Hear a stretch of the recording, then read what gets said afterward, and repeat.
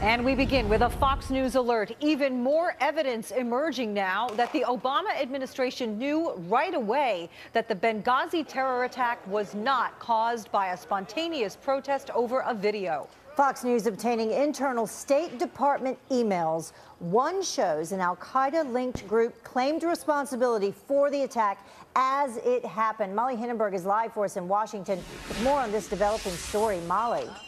Good morning, Heather and Patty Ann. These emails were sent on September 11th as the attack was unfolding in Libya. They were sent in real time by the State Department to about 300 to 400 national security officials in the White House Situation Room, at the Pentagon, the FBI, the Director of National Intelligence, and the State Department. And they say a terrorist group had claimed responsibility for the attack. Let's go through the earliest emails.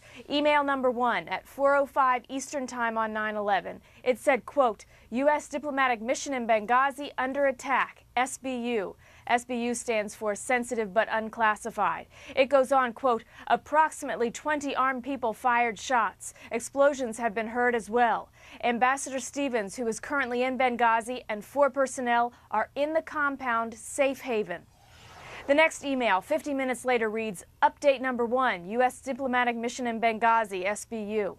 The firing at the U.S. diplomatic mission in Benghazi has stopped and the compound has been cleared. A response team on site is attempting to locate personnel. And this third email, 6:07 p.m. Eastern Time on 9/11.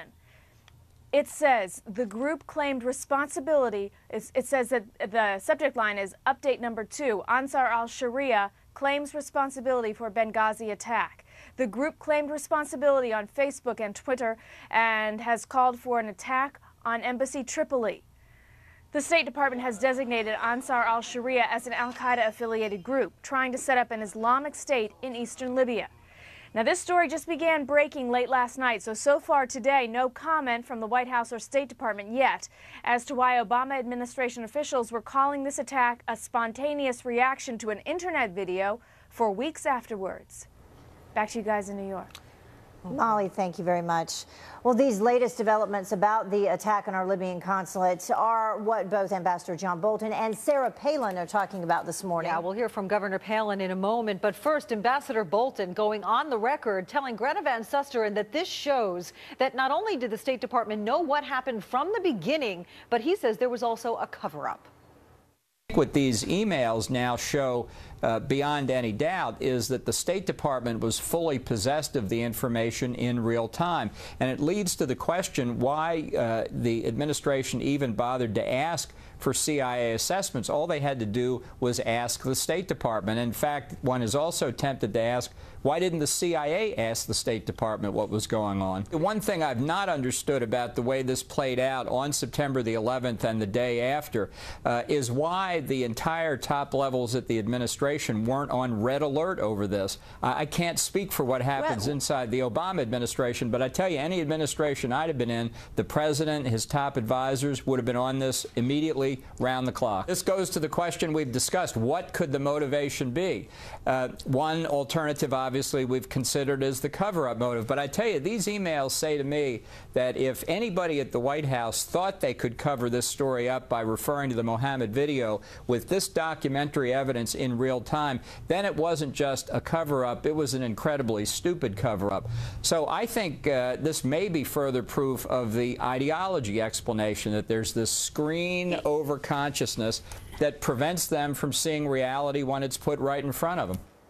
Sarah Palin also fired up about these new developments this morning. She is slamming the Obama administration for, quote, lying to the American people. 300 to 400 Obama administration officials knew that this Benghazi attack was a terrorist attack, and yet they went out there and they lied to the American people for weeks on end.